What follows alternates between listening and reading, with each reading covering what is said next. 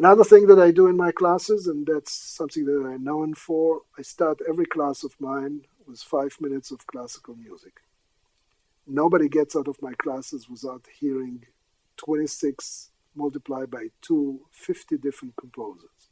That means every week they get 2 composers. I talk about their life or about how they're related to the topic that we are talking, and they need to listen to 5 minutes of classical music. Choosing 5 minutes is not always easy because some composers wrote longer pieces, but I made it over the years. And it's very interesting to me that after 3 or 4 times that I do it in a class, the students start not only becoming interested in the music, but they want to know who are the composers. And I have a list of 80 composers that I put on my websites in order that they'll choose. And many of them, in their evaluation, think that the best part of the class was my slides and my music. First of all, I love it, so it gets me going. But it's not only because of it. I think that the students nowadays, in this particular age and this particular era, have very limited opportunities to listen to classical music, because if you think about it, what's going on in this world, we are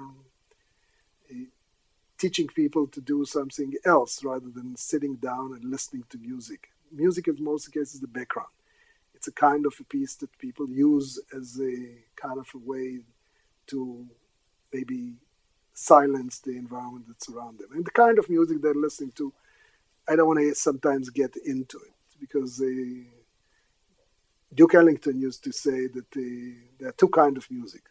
There's the good music and the other music.